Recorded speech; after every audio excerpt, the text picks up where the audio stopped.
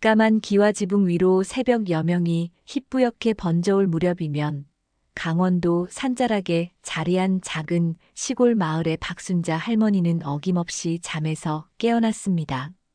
일은 하고도 2해를 더 넘긴 할머니의 하루는 도시의 그것과는 사뭇 다른 속도로 흘러갔지요. 텔레비전도 잘 보지 않는 할머니에게 유일한 시계는 창호지 문틈으로 스며드는 햇살의 각도와 마당과 감나무 가지에 앉아 지저귀는 새들의 노랫소리였습니다. 삐걱거리는 무릎을 조심스레 짚고 일어나 이부자리를 개는 것으로 하루는 시작되었어요. 텅 빈 옆자리는 이미 수년 전 먼저 세상을 떠난 남편의 온기가 사라진 지 오래였지만 할머니는 여전히 남편이 쓰던 베개를 나란히 놓아두곤 했습니다. 그것이 평생을 함께해온 사람에 대한 그녀만의 예의이자 그리움의 방식이었죠. 아침 식사는 간결했습니다. 어젯밤 끓여놓은 구수한 된장찌개에 손수 담근 장아찌 몇 가지, 그리고 텃밭에서 막 뽑아온 싱싱한 상추면 입히면 좋겠어요. 혼자 먹는 밥상은 때로는 삼키기 어려울 만큼 적적했지만 할머니는 밥알 하나하나에 담긴 수고로움을 알기에 허투루 남기는 법이 없었습니다. 식사를 마치고 나면 할머니의 소일거리가 시작되었죠. 허리춤에 낡은 앞치마를 두르고 호미와 작은 바구니를 들고 나서는 텃밭은 그녀에게 작은 왕국과도 같았습니다. 고추며 상추, 쑥갓이며 9가지. 자식들이 가끔 내려와 어머니, 이젠 이런 일 좀 그만하시라요. 하고 걱정 섞인 잔소리를 할 때도 있었지만 할머니에게 흙을 만지고 작물을 돌보는 일은 고된 노동이기보다 살아있음을 느끼게 하는 소중한 위안이었습니다. 흙냄새, 풀냄새, 그리고 간간이 불어오는 산바람 속에서 할머니는 남편과 함께 이 텃밭을 일구던 젊은 날의 추억을 떠올리곤 했지요. 오후가 되면 할머니는 마루에 앉아 먼 산을 바라보거나 빛바랜 사진첩을 꺼내보곤 했습니다. 사진첩 속에는 젊은 시절의 남편과 아이들의 웃음소리가 고스란히 담겨 있었죠.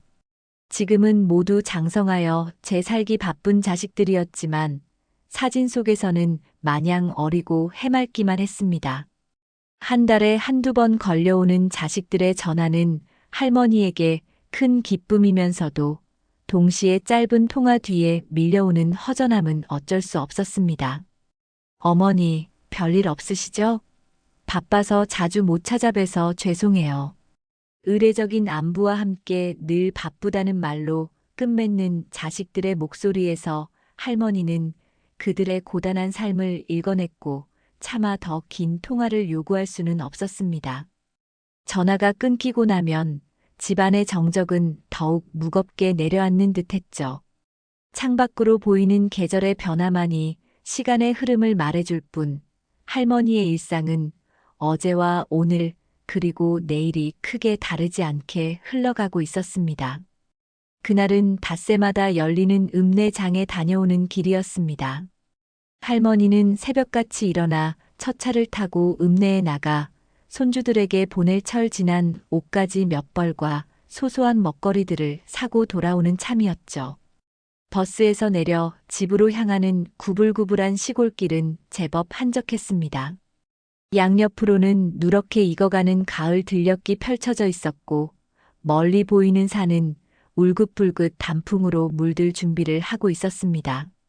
코스모스가 한들거리는 길섭을 따라 걷던 할머니의 눈에 길가 배수로 옆 풀숲에 무언가 희끗한 것이 쓰러져 있는 모습이 들어왔습니다. 처음에는 누가 쓰레기를 버렸나 싶어 무심코 지나치려 했지만 아주 희미하게 들려오는 낑낑거리는 소리에 할머니는 걸음을 멈췄습니다. 조심스럽게 풀숲으로 다가가자 그곳에는 삽살개 한 마리가 축 늘어져 있었습니다. 복슬복슬해야 할 털은 흙먼지와 오물로 뒤엉켜 있었고 앙상하게 드러난 갈비뼈는 녀석이 오랫동안 굶주렸음을 말해주고 있었죠. 눈은 희미하게 뜬 채 간헐적으로 가쁜 숨을 몰아쉬었고 미동도 없는 몸은 이미 삶의 끝자락에 다다른 듯 보였습니다. 아이고, 이놈아 어쩌다가 이리 되었노. 할머니의 입에서 저절로 탄식이 흘러나왔습니다. 누가 버린 것인지 아니면 길을 잃고 헤매다 지쳐 쓰러진 것인지 알 수 없었지만 그 모습이 너무나 안쓰럽고 가여웠습니다. 할머니는 잠시 망설였습니다. 자신의 나이와 형편을 생각하면 선뜻 나서기가 쉽지 않았죠. 내가 이 나이에 짐승을 어찌 돌본단 말인가 약값이라도 나오면 어쩌려고 하지만 축 늘어진 채 희미한 숨만 내쉬는 작은 생명 앞에서 그런 현실적인 걱정들은 힘을 잃었습니다. 지금 이 순간 이 작은 생명을 외면한다면 평생 마음에 무거운 짐으로 남을 것 같았습니다. 할머니는 결국 허리를 굽혀 삽살개를 조심스럽게 안아 올렸습니다. 생각보다 가벼운 무게에 마음이 더 아려왔죠. 괜찮다, 괜찮아, 내가 있으니 이제 괜찮을 게다. 할머니는 나지막이 속삭이며 조금 전까지만 해도 무겁게 느껴졌던 장바구니는 아랑곳하지 않고 삽살개를 품에 안은 채 집으로 발걸음을 재촉했습니다. 집에 도착한 할머니는 우선 삽살개를 따뜻한 아랫목에 조심스럽게 눕혔습니다. 그리고는 미지근한 물을 적신 수건으로 녀석의 더러워진 몸을 조심조심 닦아주었죠. 앙상한 몸에는 크고 작은 상처들도 보였고 어떤 곳은 털이 뭉텅 빠져나가 붉은 속살을 드러내고 있었습니다. 할머니는 마음이 아파 한숨을 내쉬며 연신 가엾은 것 하고 중얼거렸습니다. 녀석의 상태를 보아하니 당장이라도 동물병원에 데려가야 할 것 같았지만 해는 이미 뉘엿뉘엿 저물고 있었고 읍내까지 다시 나갈 엄두도 나지 않았습니다.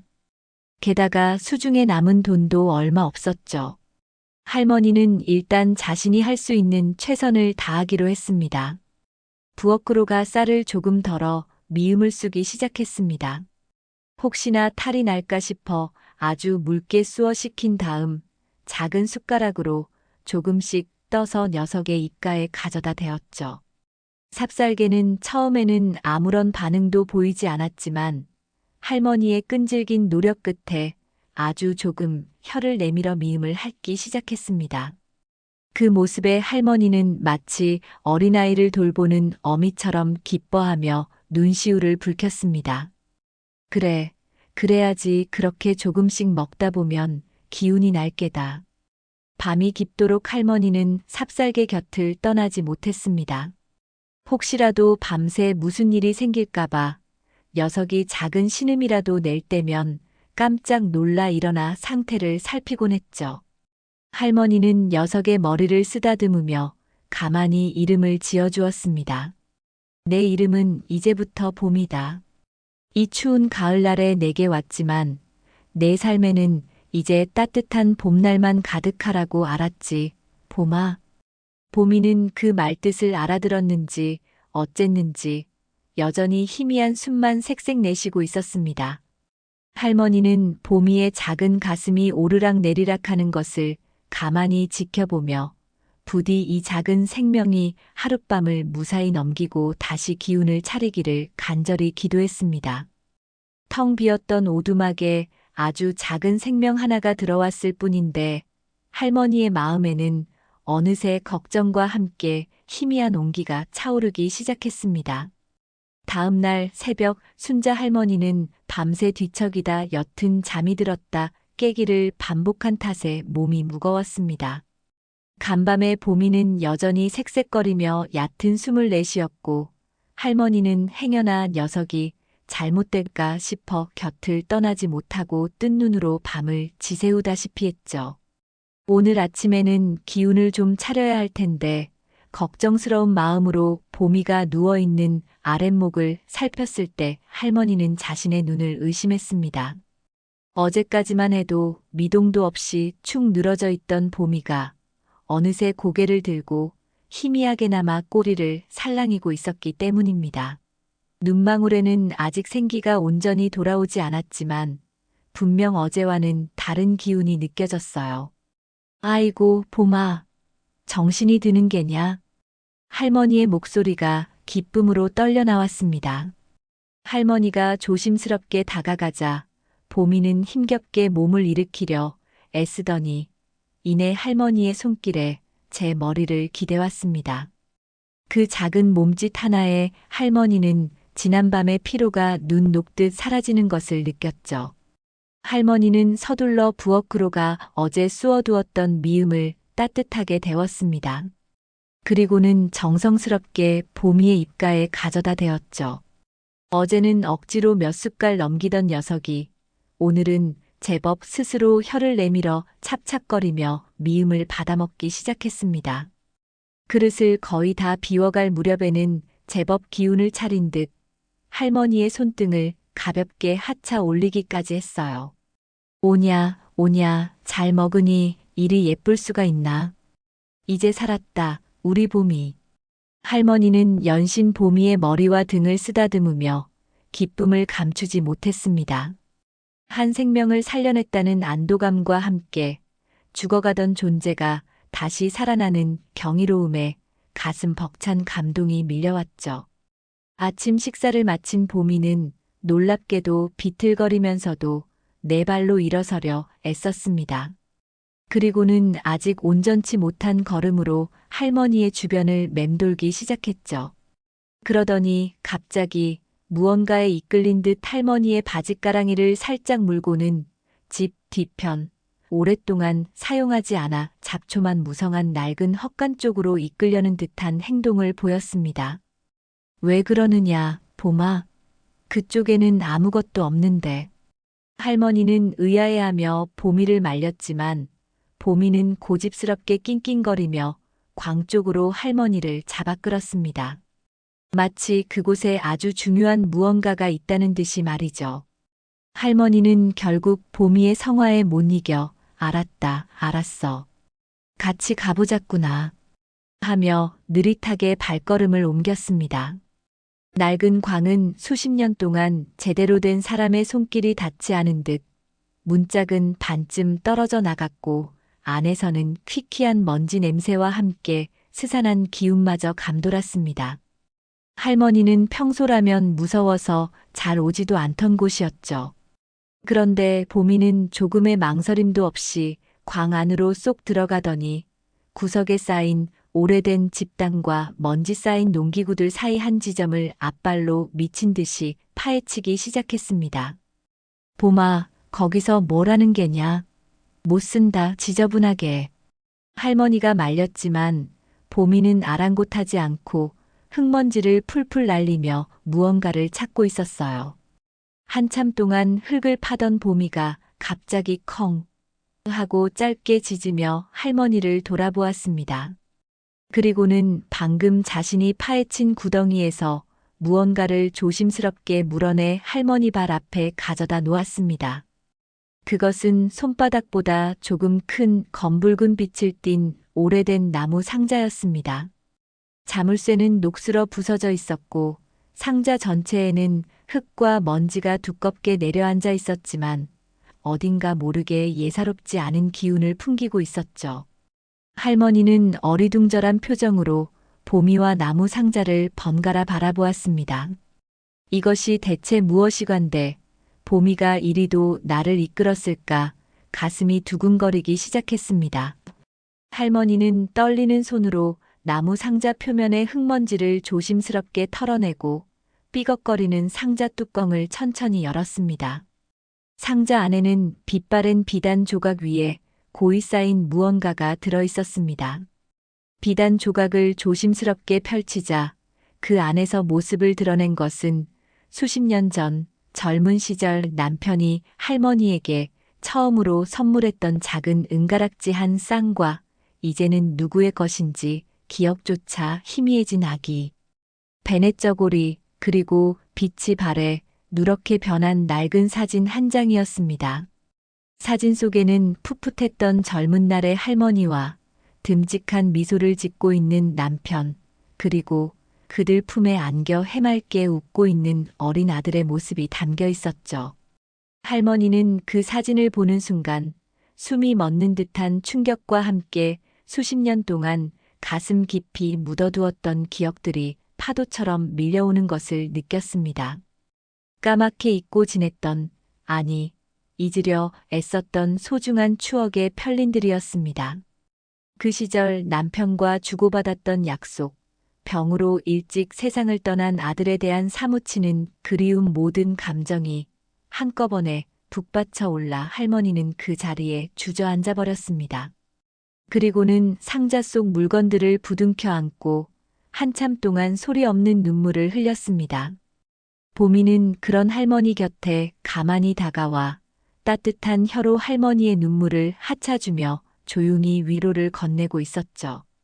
그것은 마치 보미가 할머니에게 잊혔던 과거의 온기를 되찾아주기 위해 찾아온 작은 기적처럼 느껴지는 순간이었습니다. 그날 이후 순자 할머니의 일상에는 작은 변화가 찾아왔습니다.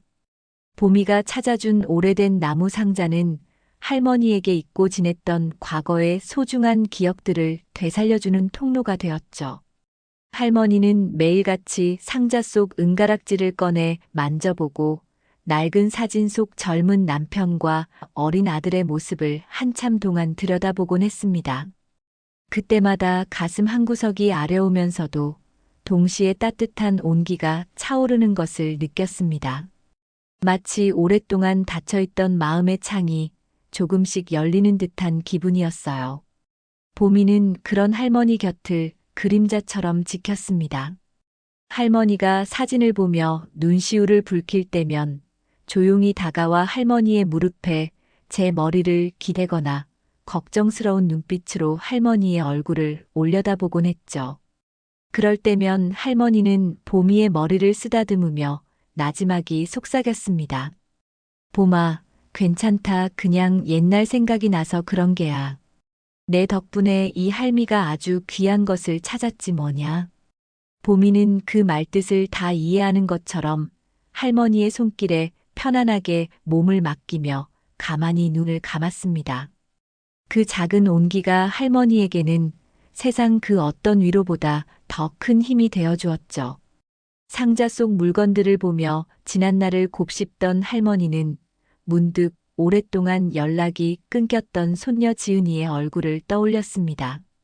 도시로 대학을 간 뒤로는 명절에도 얼굴 한번 보기 힘들었던 손녀였죠. 바쁘다는 핑계로 전화 한 통 제대로 하지 않는 손녀에게 서운한 마음도 있었지만 한편으로는 그 어린 것이 홀로 도시에서 얼마나 힘들게 살아가고 있을까 하는 안쓰러움도 있었습니다. 이 사진을 보면 지은이도 제 할애비와 애비 어릴 적 모습을 보고 싶어 하지 않을까. 이 가락지에 얽힌 이야기도 들려주고 싶은데 할머니는 용기를 내어 손녀에게 전화를 걸어보기로 마음먹었습니다. 몇 년 만에 거는 전화라 손이 떨리고 가슴이 두근거렸지만 보미가 곁에서 꼬리를 살랑이며 응원해주는 듯한 모습에 조금이나마 용기를 얻을 수 있었습니다. 전화기 너머로 들려오는 손녀의 목소리는 생각보다 쌀쌀맞았습니다. 할머니, 웬일이세요? 오랜만에 듣는 할머니의 전화가 어색하고 당황스러웠던 모양입니다. 할머니는 애써 태어난 척 안부를 묻고 조심스럽게 보미 이야기와 함께 낡은 상자 속에서 할아버지의 유품을 찾았다는 이야기를 꺼냈습니다. 내 할아버지 젊을 적 사진이랑 내 아비 어릴 적 모습도 있더구나. 내가 보면 좋을 것 같아서. 지은은 처음에는 시큰둥한 반응을 보였지만 할머니의 떨리는 목소리에서 진심을 느꼈는지 아니면 봄이라는 강아지에 대한 호기심 때문이었는지 그럼 이번 주말에 잠깐 내려가 볼게요. 올해는 못 잊지만 하고 마지못해 대답했습니다. 그 짧은 대답에도 할머니의 얼굴에는 환한 미소가 번졌습니다. 몇 년 만에 손녀를 볼 수 있다는 생각에 그리고 어쩌면 이 만남을 통해 서먹해진 관계를 회복할 수 있을지도 모른다는 희미한 기대감에 가슴이 설레었죠.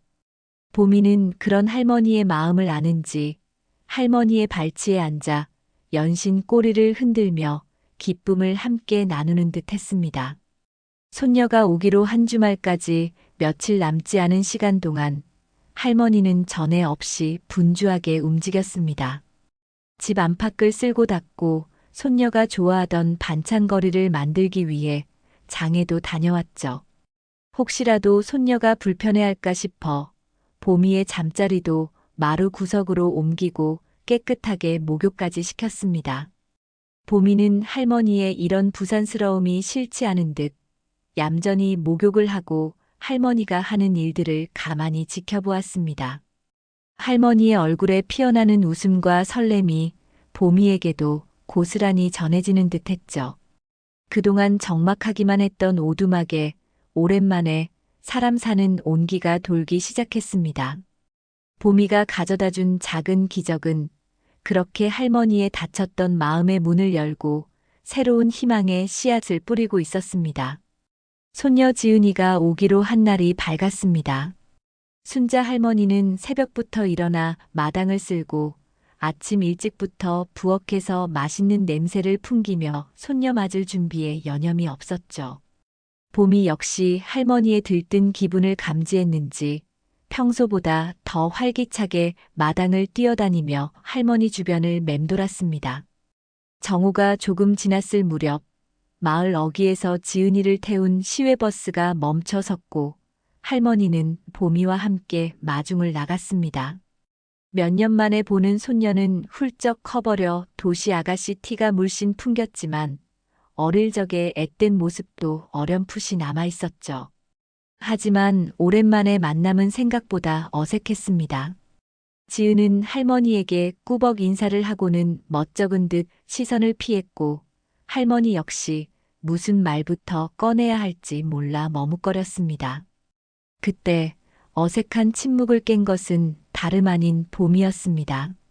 봄이는 처음 보는 지은이에게도 스스럼 없이 다가가 꼬리를 치며 반가움을 표시했습니다.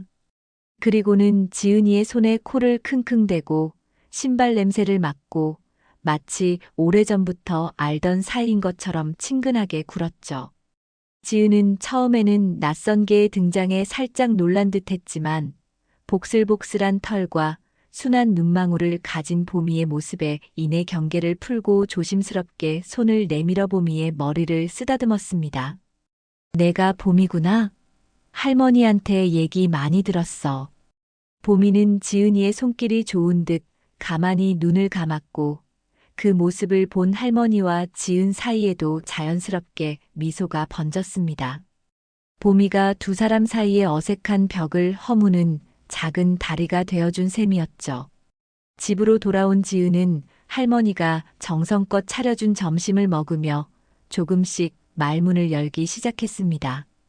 도시에서의 바쁜 생활, 힘든 취업 준비, 친구들과의 관계 등 할머니는 손녀의 이야기를 묵묵히 들어주며 고개를 끄덕였고 지은은 그런 할머니의 모습에서 오랜만에 따뜻한 위로를 받는 듯 했습니다. 식사를 마친 후 할머니는 드디어 보미가 찾아준 낡은 나무 상자를 지은에게 보여주었습니다. 상자 속 은가락지와 베넷 저고리, 그리고 빛바랜 흑백 사진을 본 지은의 눈이 동그래졌습니다. 이게 다 할아버지 유품이에요? 그래. 내 할애비가 나한테 처음 준 선물이고 이건 내 애비 어릴 적 입던 베넷 저고리란다.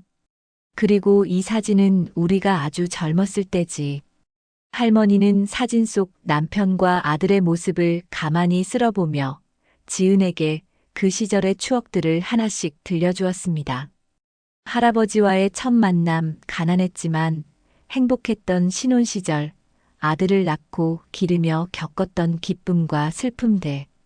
지은은 할머니의 이야기에 귀를 기울이며 자신이 전혀 알지 못했던 할아버지와 아버지의 젊은 날, 그리고 할머니의 삶의 한 조각을 마주하게 되었습니다. 그 이야기들 속에서 지은은 가족이라는 이름의 깊은 뿌리와 따뜻한 역사를 느끼며 가슴 뭉클해지는 것을 경험했죠. 보미는 그동안 두 사람 곁에 조용히 엎드려 마치 함께 추억 여행이라도 하는 듯 가만히 귀를 기울이고 있었습니다. 그날 오후 할머니와 지은은 보미와 함께 마을 산책에 나섰습니다. 보미는 이제 제법 마을길에 익숙해진 듯 앞장서서 길을 안내했고 꼬리를 흔들며 지나가는 이웃들에게 인사를 건네기도 했죠. 마을 노인들은 보미를 알아보고 반갑게 손을 흔들어 주었고 몇몇은 지은에게 아이고 순자 할머니 손녀딸이구먼. 참 예쁘게도 컸네. 하며 덕담을 건네기도 했습니다. 지은은 도시에서는 느껴보지 못했던 시골 마을의 따뜻한 정과 여유로움에 조금씩 마음이 편안해지는 것을 느꼈습니다. 산책길에 만난 최씨 할아버지는 보미 덕분에 순자 할머니와 더 자주 왕래하게 되었다며 고마움을 표시했고 다른 노인들 역시 보미가 마을에 온 뒤로 적적함이 많이 가셨다며 칭찬을 아끼지 않았습니다.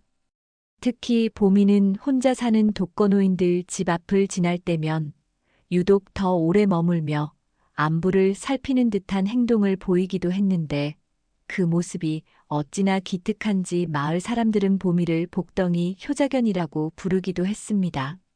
지은은 그런 보미의 모습을 보며 단순한 개가 아니라 마을 전체에 따뜻한 온기를 전하는 특별한 존재라는 것을 깨닫게 되었습니다. 그리고 그런 보미를 거두어 사랑으로 돌본 할머니의 따뜻한 마음씨에 새삼 존경심을 느끼기도 했죠. 짧은 하루였지만 보미로 인해 시작된 할머니와 손녀의 만남은 그렇게 서로의 마음을 조금씩 열고 잊고 지냈던 가족의 정을 되새기는 소중한 시간으로 채워지고 있었습니다. 손녀 지은이가 다녀간 후 순자 할머니의 오두막에는 한동안 잔잔한 웃음과 온기가 감돌았습니다. 지은이가 남기고 간 예쁜 머리핀을 매만지기도 하고 손녀와 함께 찍은 사진을 들여다보며 흐뭇한 미소를 짓기도 했죠. 보미 역시 할머니의 그런 긍정적인 변화를 고스란히 느끼는 듯 했습니다. 이전보다 할머니의 무릎에 더 자주 머리를 기대왔고 산책길에서는 더욱 활기차게 앞장서며 할머니에게 작은 기쁨들을 안겨주었죠. 할머니는 보미가 가져다 준 이 소소한 행복이 그리고 손녀와의 다시 이어진 따스한 관계가 오래도록 지속되기를 간절히 바랐습니다. 그러던 늦가을의 어느 날이었습니다. 며칠 전부터 가을비가 추적추적 내리더니 그날따라 유난히 햇살이 좋아 할머니는 며칠 동안 눅눅해진 두꺼운 겨울 솜니불을 꺼내 마당에 널기로 마음먹었습니다. 그 솜니불은 할머니가 시집올 때 친정어머니께서 손수 지어주신 것으로 남편과 함께 수십 년을 덮어온 이제는 낡고 빛이 바랬지만 수많은 추억과 온기가 깃든 물건이었습니다. 혼자 사는 노인에게 특히나 기력이 예전 같지 않은 순자 할머니에게 그 솜니불은 벽장 깊숙한 곳에서 꺼내는 것부터가 여간 힘든 일이 아니었습니다. 애구구 이놈의 이불이 천근만근이로구나. 끙끙거리며 이불을 끌어내 마루에 펼쳐놓고 잠시 숨을 고른 할머니는 다시 한번 기운을 내어 이불을 둘러엎고 마당으로 향했습니다. 햇살이 가장 잘 드는 마당 한가운데 빨랫줄에 이불을 널기 위해서였죠. 보미는 그런 할머니의 힘겨운 모습을 아는지 모르는지 마당에서 오랜만에 보는 햇살을 즐기며 제 그림자를 쫓아 뱅글뱅글 돌며 신나게 뛰어놀고 있었습니다. 할머니는 빨랫줄 아래에 서서 무거운 솜니불의 한쪽 끝을 잡아 올렸습니다. 그리고는 온 힘을 다해 빨랫줄 위로 이불을 넘기려 했죠. 하지만 무게 중심을 잃은 이불이 한쪽으로 쏠리면서 할머니의 몸도 휘청거렸습니다. 아이고, 조심해야지. 중얼거리며 다시 자세를 바로잡으려는데 그만 발밑에 나뒹굴던 작은 돌멩이를 미처 발견하지 못하고 그대로 밟고 말았습니다. 악! 순간적인 외마디 비명과 함께 할머니의 몸이 균형을 잃고 옆으로 넘어졌습니다. 넘어지면서 왼쪽 발목이 꺾이는 불길한 느낌과 함께 뚝 하는 소리가 희미하게 들리는 듯도 했습니다. 마당 바닥에 그대로 주저앉은 할머니는 숨을 쉬기 어려울 정도의 격렬한 통증에 정신을 차릴 수가 없었습니다. 왼쪽 발목은 순식간에 퉁퉁 부어오르기 시작했고 마치 불덩이라도 들어앉은 것처럼 뜨겁고 욱신거렸죠. 조금이라도 움직이려 하면 수천 개의 바늘이 동시에 쑤시는 듯한 고통이 전해져 와 할머니는 그저 신음하며 고통을 참아낼 수밖에 없었습니다. 나비를 쫓아 마당 끝까지 달려갔던 보미가 할머니의 비명소리와 넘어지는 소리를 듣고는 화들짝 놀라 한달음에 달려왔습니다. 그리고는 마당에 주저앉아 고통으로 일그러진 표정을 짓고 있는 할머니를 보고는 그 자리에 우뚝 멈춰섰죠. 녀석의 까맣고 동그란 눈망울이 당혹감과 극도의 불안함으로 심하게 흔들렸습니다. 보미는 곧장 할머니에게 달려와 걱정스럽게 얼굴을 하차 올리고 퉁퉁 부어오른 할머니의 발목 주변의 냄새를 맡으며 안절부절 못하며 낑낑거렸습니다. 마치 주인님, 왜 그러세요? 제가 뭘 잘못했나요? 어디가 많이 아프신 거예요? 라고 온몸으로 묻는 듯 했습니다. 할머니는 떨리는 손으로 보미의 머리를 쓰다듬으며 힘겹게, 아주 힘겹게 입을 열었습니다. 보마, 보마, 내 새끼 내가 아무래도 다리를 크게 다친 것 같구나. 조금도 움직일 수가 없어. 목소리는 고통과 공포로 갈라져 제대로 나오지 않았습니다. 휴대전화는 안방 탁자 위에 고이 놓여 있었고 마을 회관에라도 기어가 도움을 요청하려 해도 부러진 듯한 발목으로는 문턱 하나 넘기도 불가능한 상황이었습니다. 사방은 너무나 고요했고 이따금씩 불어오는 늦가을의 스산한 바람소리만이 할머니의 귓전을 맴돌 뿐 이웃집들은 깊은 정적에 잠겨 인기척조차 느껴지지 않았습니다. 해는 아직 중천에 떠 있었지만 할머니의 마음은 이미 칠흑 같은 어둠 속으로 가라앉는 듯 했습니다. 이러다 아무도 모르게 이 차가운 마당에서 밤을 맞이하게 되는 것은 아닐까, 아니, 그 전에 이 고통을 언제까지 견뎌야 하는 걸까 하는 절망적인 생각들이 꼬리에 꼬리를 물고 이어졌습니다. 식은땀이 비 오듯 흘러내렸고 의식마저 가물가물해지는 것 같았습니다. 얼마나 시간이 흘렀을까요? 할머니 곁을 떠나지 않고 계속해서 발목을 핥거나 얼굴에 코를 비비며 낑낑대던 보미가 갑자기 무언가를 결심한 듯 벌떡 일어섰습니다. 그리고는 할머니의 얼굴을 한번 깊숙이 하차준 뒤 닫힌 대문 쪽으로 쏜살같이 달려나갔죠. 보미는 대문 앞에서 앞발로 문을 긁고 몸으로 부딪히며 열어보려 애썼지만 육중한 나무 대문은 꿈쩍도 하지 않았습니다. 그러자 보미는 다시 할머니에게 달려와 안타깝게 지저대다가 또다시 대문으로 달려가기를 몇 번이나 반복했습니다. 그 모습은 마치 할머니에게 제가 어떻게든 문을 열고 도움을 청하러 갈게요. 라고 말하는 듯 했습니다. 하지만 소용이 없었죠. 할머니는 그런 보미의 모습을 보며 희미하게나마 웃음을 지으려 애썼습니다. 기특한 녀석하지만 어쩔 도리가 없구나. 그때 보미가 문득 무언가 떠올랐다는 듯 고개를 번쩍 들었습니다. 그리고는 망설임 없이 집 뒤편 평소 할머니가 풀을 베어두어 길이 난 담장 아래쪽으로 달려갔습니다. 그곳에는 할머니가 미처 막지 못했던 담장 밑으로 드나들 수 있는 작은 개구멍이 있었습니다. 보미는 종종 그곳으로 마실을 나가곤 했었죠. 보미는 그 좁은 틈으로 자신의 몸을 억지로 비집고 빠져나갔습니다. 그리고는 단 한순간의 망설임도 없이 이웃 중에서 가장 가까이 살고 또 할머니와 왕래가 잦았던 최씨 할아버지의 집을 향해 흙먼지가 풀풀 날리도록 전속력으로 달려갔습니다. 최씨 할아버지는 그 시각 마침 읍내 병원에 다녀오시는 길이라 집을 비운 상태였습니다. 보미는 최씨 할아버지 집 대문 앞에서 한참을 지저대며 기다렸지만 아무런 인기척이 없자 더욱 초조해졌습니다. 녀석은 포기하지 않고 이번에는 마을 어귀에 있는 김씨 청년의 가게로 방향을 틀었습니다. 김씨 청년은 평소에도 순자 할머니 댁에 일손을 도와주러 자주 오갔고 보미를 유난히 예뻐했던 사람이었죠. 가게 안에서 손님과 이야기를 나누던 김씨 청년은 갑자기 가게 문을 앞발로 미친 듯이 긁으며 다급하게 지저대는 보미의 모습에 깜짝 놀랐습니다. 아니, 보미 아니냐? 내가 여기까지 어쩐 일이냐? 순자 할머니는 어디 계시고? 보미는 김씨 청년의 바짓가랑이를 물고는 순자 할머니 집 쪽으로 잡아 끌며 알아들을 수 없는 다급한 소리로 지저댔습니다. 평소와는 너무나 다른 보미의 절박한 행동과 눈빛에서 김씨 청년은 순자 할머니에게 분명 심상치 않은 일이 생겼음을 직감했습니다.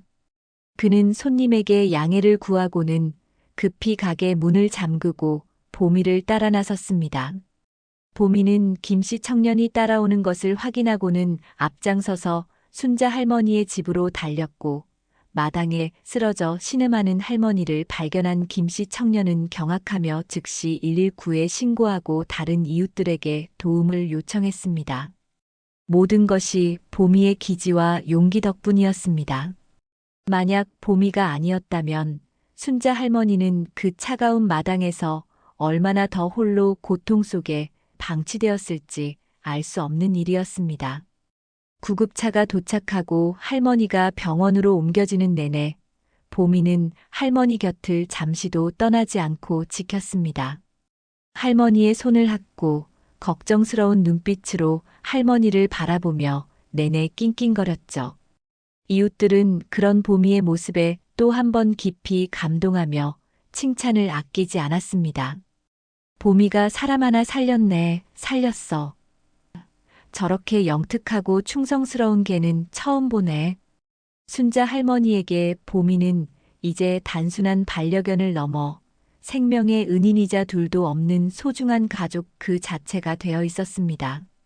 다행히 순자 할머니의 발목은 부러진 것이 아니라 심하게 접질리고 인대가 늘어난 것이어서 몇 주간 깁스를 하고 안정을 취하면 회복될 수 있다는 진단이 나왔습니다. 병원에서 응급처치를 받고 집으로 돌아온 할머니는 보미와 이웃들의 극진한 보살핌 속에서 조금씩 건강을 되찾아갔습니다. 특히 보미는 할머니가 침상에서 거의 움직이지 못하는 동안 잠시도 곁을 떠나지 않고 할머니의 손과 발이 되어 주었습니다.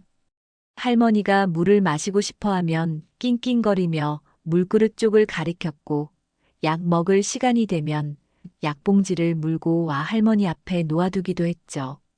심지어 할머니가 잠시 잠이 들면 그 옆에 가만히 엎드려 있다가 작은 기척이라도 느껴지면 즉시 고개를 들고 할머니의 상태를 살폈습니다. 그 헌신적인 모습에 할머니는 물론이고 문병 온 이웃들마저 혀를 내두를 정도였습니다. 할머니가 방 안에만 머무르는 시간이 길어지면서 자연스럽게 보미가 처음 집에 왔을 때 찾아주었던 낡은 나무 상자를 다시 꺼내보는 일이 잦아졌습니다. 남편의 은가락지와 아들의 베넷 저고리, 빛바랜 가족 사진은 볼 때마다 새로운 감회와 그리움을 안겨주었죠. 그러던 어느 날 할머니는 상자 깊숙한 곳에서 자신이 미처 발견하지 못했던 또 다른 꾸러미 하나를 찾아냈습니다. 그것은 여러 장의 낡은 한지 문서들이 노끈으로 아무렇게나 묶여 있는 것이었는데 대부분 흘림체 한자로 쓰여 있어 내용을 정확히 파악하기는 어려웠습니다. 하지만 군데군데 알아볼 수 있는 글자들과 함께 첨부된 듯한, 손으로 그린 듯한 오래된 지도가 할머니의 눈길을 끌었습니다. 지도에는 마을 뒷산의 커다란 느티나무와 그 주변 땅의 경계가 희미하게 표시되어 있었고 문서에는 금양이냐니 향약이니 하는 어려운 말들과 함께 돌아가신 시아버지와 남편의 도장이 희미하게 찍혀 있었습니다. 순자 할머니는 고개를 갸웃거렸습니다. 어렴풋이 기억이 날 것도 같았습니다. 아주 오래전 남편이 살아있을 때 마을 어른들과 함께 저 느티나무 아래 모여 무언가를 논의하고 서류에 도장을 찍던 모습이 희미하게 떠올랐죠. 남편은 그때 이 느티나무와 이 땅만큼은 우리 후손들이 두고두고 편히 쉴 수 있는 곳으로 남겨야 한다고 힘주어 말하곤 했습니다. 할머니는 그 서류들이 마을의 오랜 상징이자 주민들의 휴식처인 느티나무 주변 땅과 관련된 중요한 문서일지도 모른다는 생각을 했습니다. 하지만 그 정확한 의미와 가치를 알 길이 없어 답답했죠. 때마침 조용하던 마을의 때 아닌 개발 바람이 불어닥쳤습니다. 서울에서 왔다는 번듯한 차림의 개발업자 조민준이라는 자가 마을회관에 나타나 느티나무가 있는 마을 공동 소유의 넓은 공터에 최신식 요양시설과 관광객을 위한 편의시설을 짓겠다며 청사진을 펼쳐 보인 것입니다. 그는 마을 발전과 일자리 창출, 그리고 토지 보상금이라는 달콤한 말로 주민들을 현혹했습니다. 갑작스러운 개발 소식에 마을은 술렁이기 시작했고, 일부 주민들은 그의 제안에 귀가 솔깃하여 개발에 찬성하는 분위기를 보이기도 했습니다. 하지만 조민준이 제시하는 개발 계획은 수백 년 된 느티나무를 베어내고 마을 사람들이 대대로 아껴온 공동의 땅을 상업적인 목적으로 완전히 바꾸어 버리는 것이었습니다. 순자 할머니는 이 소식을 전해 듣고는 밤잠을 설쳤습니다.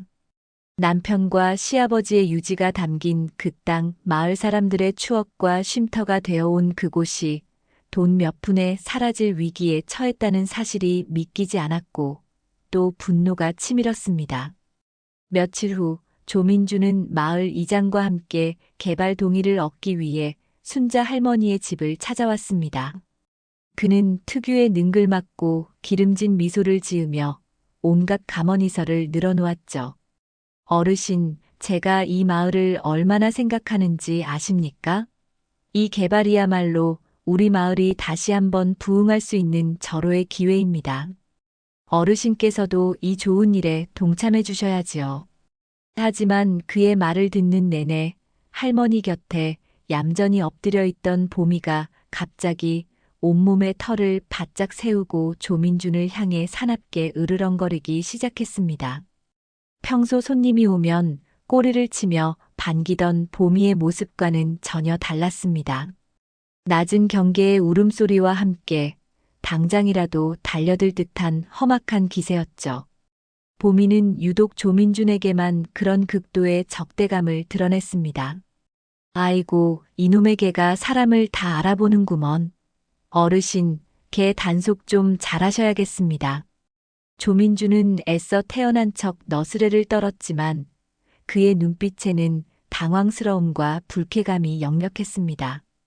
순자 할머니는 보미를 달래면서도 녀석의 본능적인 반응이 조민준의 검은 속내를 가리키고 있는 것만 같아 마음이 더욱 복잡해졌습니다. 그날 이후 순자 할머니는 어떻게든 남편과 시아버지의 유지를 지키고 마을의 소중한 느티나무와 땅을 조민준의 탐욕으로부터 지켜내야겠다는 굳은 결심을 하게 되었습니다.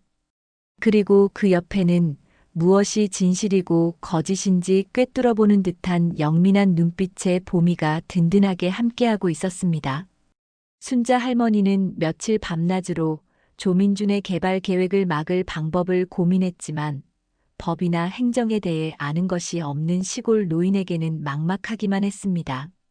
낡은 서류 뭉치가 중요한 단서가 될 것 같았지만 그 내용을 정확히 해석하고 법적인 효력을 주장하기에는 역부족이었죠. 그때 할머니의 머릿속에 떠오른 사람이 바로 도시에서 직장 생활을 하는 손녀 지은이었습니다. 지은이라면 이 복잡한 문제를 해결하는데 도움을 줄 수 있을지도 모른다는 희망이 생겼습니다. 이전 방문에서 지은은 할머니가 가진 오래된 서류에 잠깐 관심을 보였었고 무엇보다 할머니와 마을이 처한 부당한 상황을 외면하지 않을 거라는 믿음이 있었기 때문입니다. 할머니는 떨리는 마음으로 지은에게 전화를 걸어 자초지종을 설명했습니다. 마을의 소중한 느티나무 쉼터가 사라질 위기에 처했다는 것, 그리고 보미가 찾아준 낡은 서류들이 어쩌면 그곳을 지킬 수 있는 유일한 희망일지도 모른다는 간절한 이야기였죠. 할머니의 걱정스러운 목소리와 느티나무 쉼터에 대한 애틋함을 전해 들은 지은은 생각보다 심각한 상황임을 감지했습니다. 처음에는 시골 마을의 작은 소동 정도로 여겼지만 할머니의 이야기가 이어질수록 조민준이라는 개발업자의 행동에 의구심이 들기 시작했죠. 특히 할머니가 보내준 낡은 서류 사진들을 보고 나서는 이것이 단순한 감상적인 문제를 넘어 법적인 문제와도 연관될 수 있음을 직감했습니다. 지은은 주말을 이용해 다시 할머니 댁을 찾기로 결정했습니다. 단순히 할머니를 위로하기 위함이 아니라 자신이 가진 지식과 정보력을 활용하여 이 문제를 적극적으로 해결해보고 싶다는 마음이 강하게 일었기 때문입니다. 주말이 되어 지은이가 시골집에 도착했을 때 마을 분위기는 이전보다 훨씬 더 흉흉해져 있었습니다. 조민준의 감언이설에 넘어간 일부 주민들과 개발을 반대하는 주민들 사이에 갈등의 골이 깊어졌고 심지어 평생을 이웃으로 지내온 사람들끼리 얼굴을 붉히는 일까지 벌어지고 있었죠. 순자 할머니는 그런 마을의 모습을 보며 더욱 시름이 깊어졌습니다. 지은은 할머니를 위로하며 곧바로 낡은 서류 뭉치들을 꺼내 꼼꼼하게 살펴보기 시작했습니다. 한자로 가득한 빛바랜 문서들은 해독하기 쉽지 않았지만 지은은 스마트폰으로 한자 사전을 찾아보고 인터넷으로 관련 법률 용어들을 검색하며 끈기 있게 내용을 분석해 나갔습니다. 보미는 그동안 두 사람 곁을 떠나지 않고 마치 중요한 회의에 참석한 것처럼 진지한 표정으로 지은이 펼쳐놓은 서류들 위에 턱을 괴거나 지은이 특정 문서를 유심히 들여다볼 때면 그 위에 앞발을 슬쩍 올려놓기도 했습니다. 그 모습은 마치 보미가 정말로 문서의 중요성을 알고 지은에게 힌트를 주려는 듯 신통해 보이기까지 했죠. 몇 시간 동안 서류와 씨름하던 지은의 눈이 갑자기 번쩍 뜨였습니다. 할머니, 이거 찾았어요. 이것 좀 보세요. 지은이 가리킨 것은 시아버지께서 남기신 약정서에 아주 작은 글씨로 쓰인 추가 조항과 함께 첨부된 토지대장 등본의 일부였습니다. 그 조항에는 본 기증 토지는 마을 주민의 공공복리를 위한 쉼터 및 자연 보존 이외의 목적으로는 일절 사용할 수 없으며 만약 상업적 개발을 시도할 경우 기증은 즉시 무효가 되고 토지는 원래 소유주 또는 그 법적 상속인에게 귀속된다는 내용이 명확하게 명시되어 있었습니다. 그리고 함께 있던 오래된 토지대장 등본은 조민준이 주장하는 개발 가능 구역의 경계가 사실과 다르다는 것을 증명할 수 있는 중요한 자료였습니다. 조민준이 제시한 지도는 교묘하게 왜곡되어 있었던 것입니다. 이것만 있으면 조민준 씨 계획을 막을 수 있을지도 몰라요. 지은의 목소리에는 흥분과 희망이 가득했습니다. 순자 할머니 역시 지은의 말을 듣고는 어두웠던 얼굴에 화색이 돌았습니다. 바로 그때 마당에서 요란하게 자동차 경적 소리가 울리더니 예고도 없이 조민준이 그의 수화로 보이는 남자 두어 명과 함께 험악한 표정으로 오두막 안으로 들이닥쳤습니다. 박순자 어르신, 아직도 개발 동의서에 도장을 안 찍으셨더군요. 제가 좋은 말로 할 때 협조하시는 게 좋을 겁니다. 그의 목소리는 이전의 능글맞음 대신 노골적인 협박으로 가득 차 있었죠. 그는 지은이 보고 있던 서류 뭉치를 발견하고는 눈빛을 번뜩이며 그것을 빼앗으려 했습니다. 어디 보자, 뭘 그리 열심히들 보고 계셨나? 지은이가 황급히 서류를 감싸 안으며 저항하려 했지만 건장한 남자들의 위협적인 태도에 어쩔 도리가 없었습니다. 순자 할머니는 공포에 질려 어쩔 줄 몰라 했죠. 그 순간 방구석에 얌전히 있던 보미가 번개처럼 뛰쳐나왔습니다. 녀석은 땅바닥을 박차고 허공으로 솟구쳐 올라 조민준이 서류를 향해 뻗던 손목을 정확히 물고 늘어졌습니다. 악! 조민준의 입에서 고통스러운 비명이 터져 나왔습니다. 보미는 조민준의 손목을 놓아주지 않고 사납게 흔들어댔고 함께 온 남자들이 당황하여 보미를 떼어내려 했지만 분노한 맹수처럼 달려드는 보미의 기세에 겁을 먹고 쉽게 다가서지 못했습니다. 그 틈을 타 지은은 결정적인 서류들을 품에 숨기고 할머니를 부축하여 소리쳤습니다. 도와주세요. 여기 강도가 들었어요. 보미가 시간을 벌어준 덕분에 지은의 외침은 담장 너머 이웃집까지 전달될 수 있었습니다. 조민주는 팔목에서 피를 흘리며 욕설을 퍼부었지만 이웃 사람들이 몰려오는 소리에 결국 아무것도 얻지 못하고 낭패한 표정으로 물러날 수밖에 없었습니다. 그날 보미는 또다시 할머니와 지은을 지켜낸 작은 영웅이었습니다. 그리고 그들의 손에는 마을의 운명을 바꿀 수 있는 중요한 증거가 남아 있었습니다. 조민준이 험악한 기세로 오두막을 들이닥쳐 서류를 빼앗으려다 보미에게 팔목을 물리고 혼비백산하여 달아난 그날 밤 순자 할머니와 지은은 잠을 이룰 수 없었습니다. 보미는 마치 큰일을 치른 개선장군처럼 할머니 무릎에 머리를 기대고 가쁜 숨을 몰아쉬었지만 그 충혈된 눈에는 여전히 경계심과 함께 할머니를 지켜냈다는 늠름함이 서려 있었죠. 지은은 아까의 긴박했던 상황을 떠올리며 가슴을 쓸어내렸습니다. 만약 보미가 아니었다면 그 중요한 서류들을 빼앗기고 할머니마저 위험에 처했을지도 모른다는 생각에 아찔했습니다. 할머니, 정말 보미가 아니었으면 큰일 날 뻔했어요. 저 조민준이라는 사람, 보통 내기가 아니에요. 지은의 목소리에는 걱정과 함께 분노가 묻어났습니다. 순자 할머니는 말없이 보미의 등을 쓰다듬으며 깊은 한숨을 내쉬었죠. 평화롭기만 했던 시골 마을에 이런 험악한 일이 벌어지리라고는 상상도 못했던 터였습니다. 그날 밤 지은은 노트북을 켜고 다시 한번 서류들을 꼼꼼히 살피며 조민준의 개발 계획이 가진 법적 허점과 역사적 부당성을 정리하기 시작했습니다.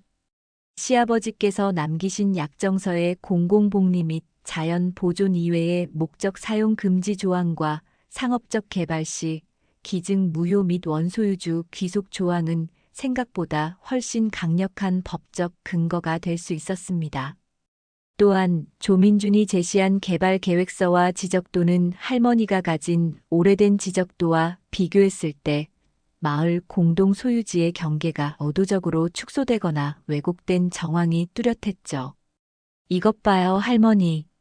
조민준 씨가 보여준 지도에는 우리 마을 느티나무 쉼터 땅 일부가 아예 누락되어 있거나 사유지로 편입될 것처럼 되어 있어요. 이건 명백한 사기예요. 지은은 흥분하며 말했습니다. 다음 날 아침 일찍 순자 할머니와 지은은 마을에서 가장 연장자이자 신망이 두터운 최 씨 할아버지를 찾아갔습니다. 밤새 정리한 자료들과 함께 간밤에 있었던 조민준의 습격 사실을 알리기 위해서였죠. 최 씨 할아버지는 두 사람의 이야기를 심각한 표정으로 듣고는 조민준의 파렴치함에 크게 분노했습니다. 괘씸한 놈, 이 마을을 얼마나 우습게 봤으면 대낮에 그런 짓거리를 벌인단 말인가. 당장 마을 사람들을 모아 이 사실을 알려야 하네. 최 씨 할아버지의 호통에 지난번 봄이 덕분에 위기를 넘겼던 김 할아버지와 다른 몇몇 뜻있는 마을 어른들도 힘을 보태기 시작했습니다. 그들은 즉시 임시 마을 회의를 소집하기로 결정했습니다. 하지만 조민준 역시 만만치 않았습니다. 순자 할머니와 지은의 움직임을 눈치챈 그는 오히려 마을에 악의적인 소문을 퍼뜨리며 여론을 자신에게 유리하게 만들려 했습니다. 박순자 영감님이 노망이 드셔서 옛날 땅 문서 하나 붙들고 마을 발전을 가로막고 있다더라. 서울에서 온 손녀딸이라는 애가 할머니를 부추겨서 보상금이나 더 뜯어내려는 속셈이라더라. 그 집 삽살개는 사람까지 무는 사나운 개니 당장 잡아가둬야 한다. 등등 듣기에도 민망한 헛소문들이 며칠 사이에 마을 전체로 퍼져나갔습니다.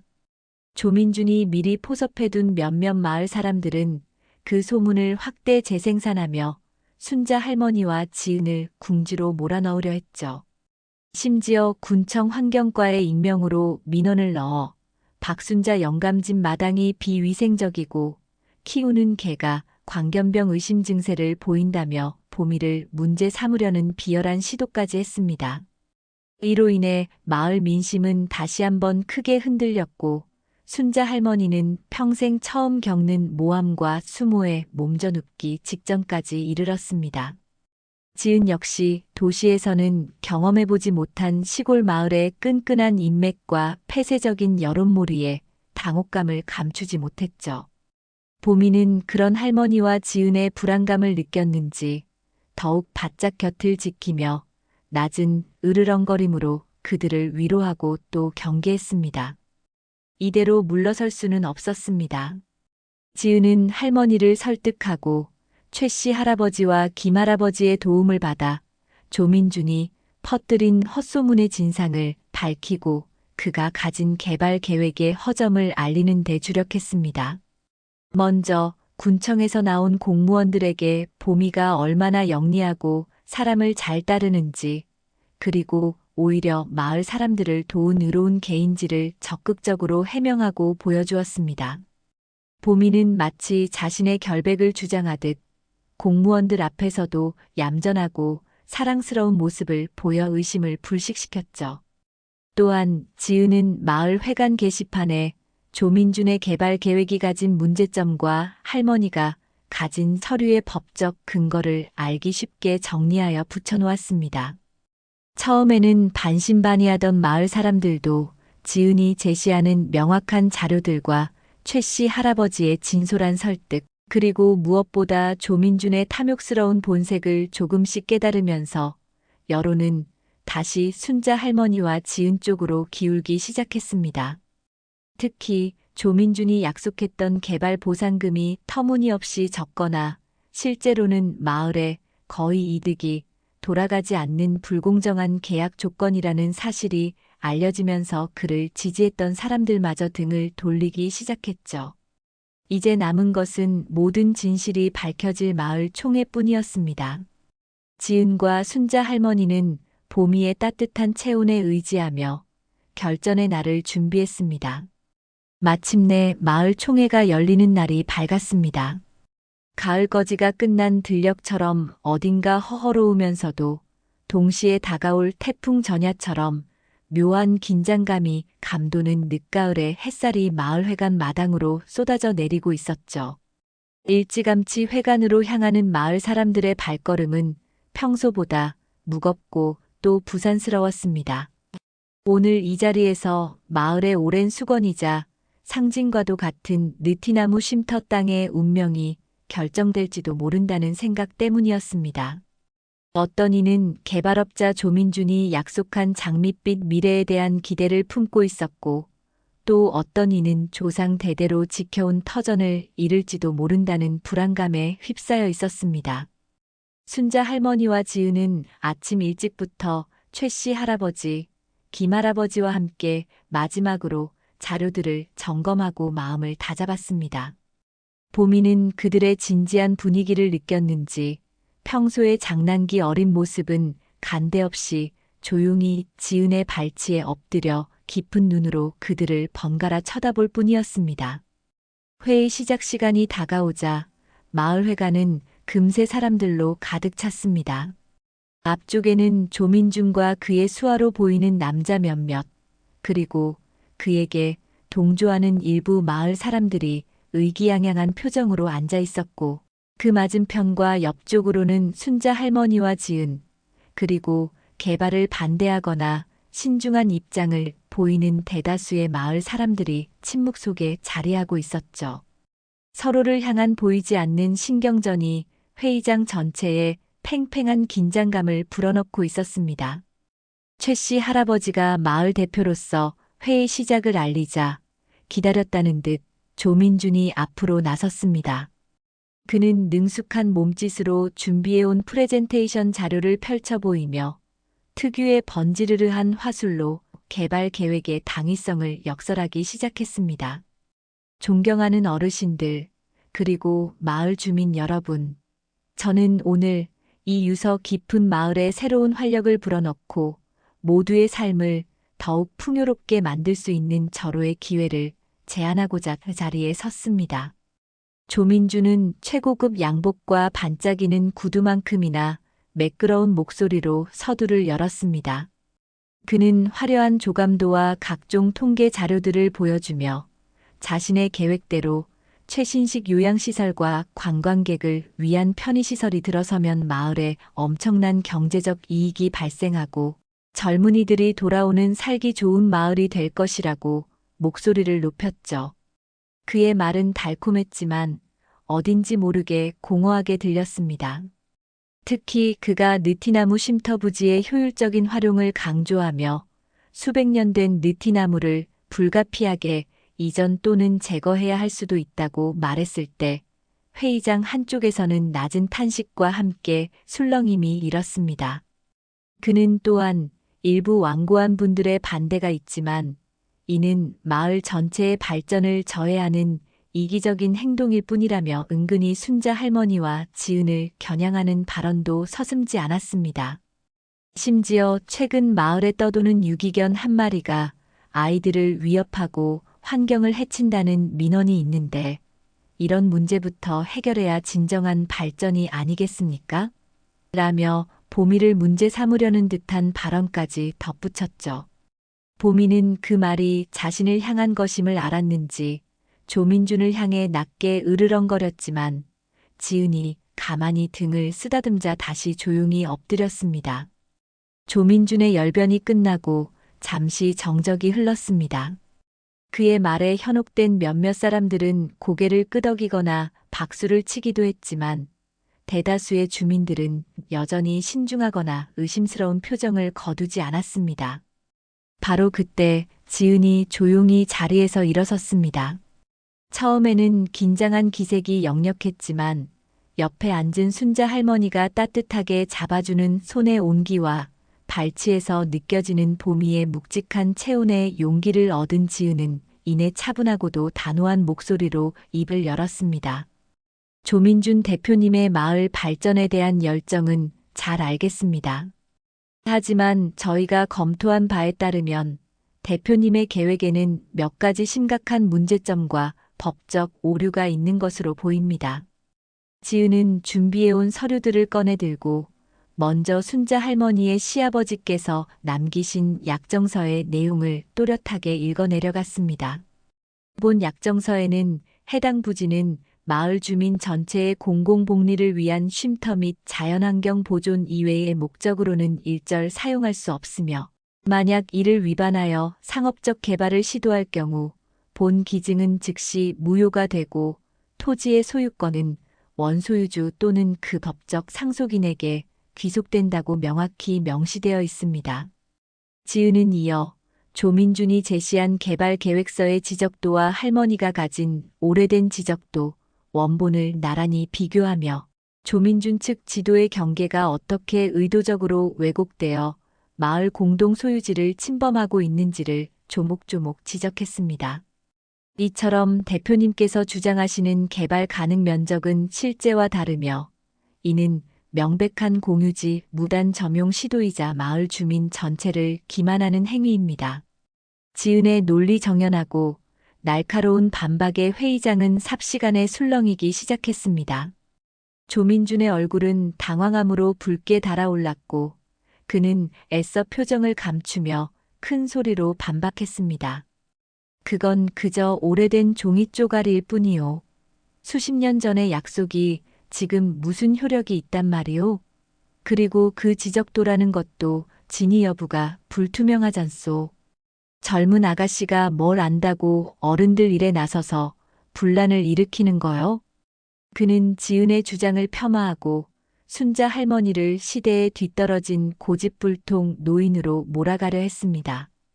팽팽한 긴장감이 다시 한번 회의장을 감쌌습니다. 조민준의 편에 섰던 몇몇 사람들마저 그의 억지스러운 주장에 고개를 갸웃거리기 시작했죠.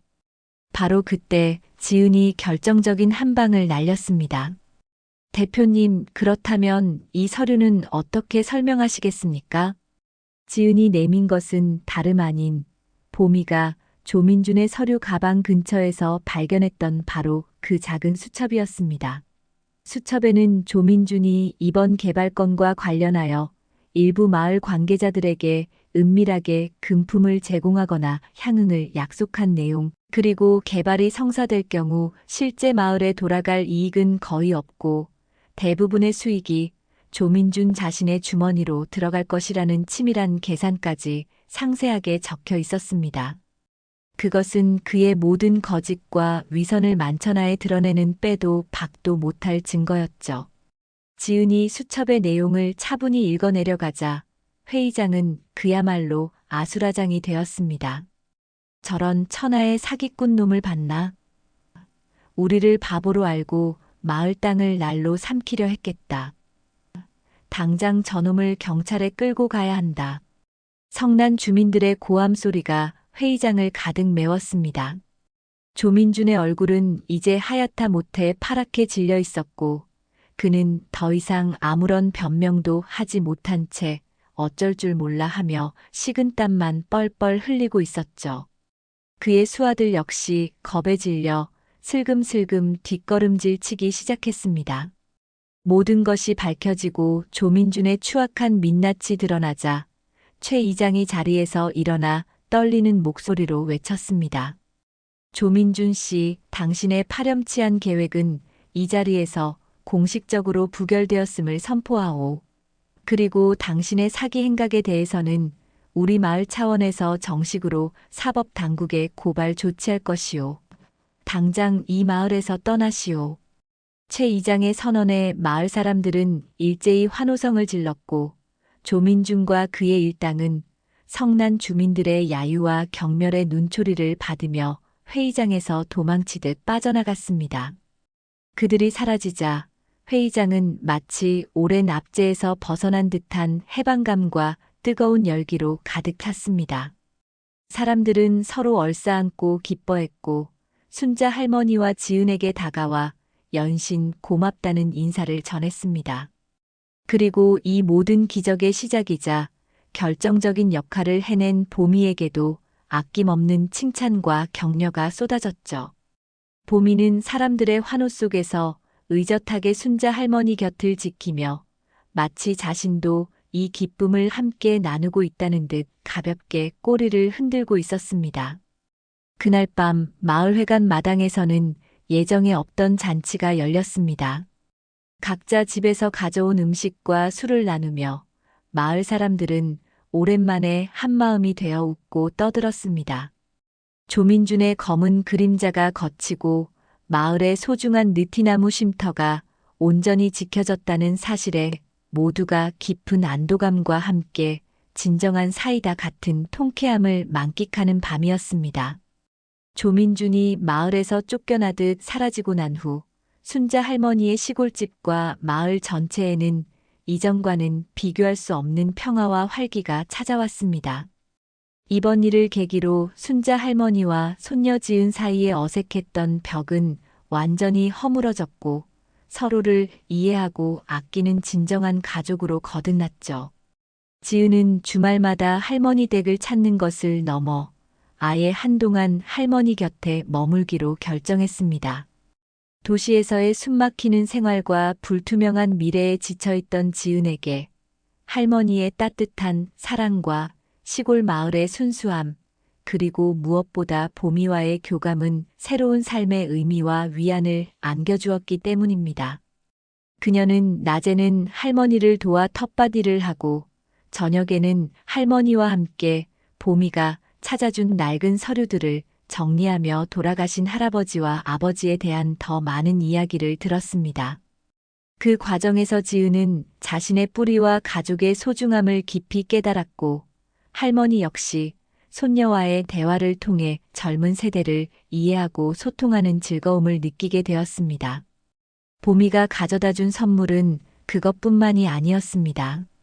마을의 수건이었던 느티나무 쉼터 공원 조성 계획은 지은의 적극적인 참여와 마을 사람들의 단합된 노력으로 다시 활기를 띠기 시작했습니다.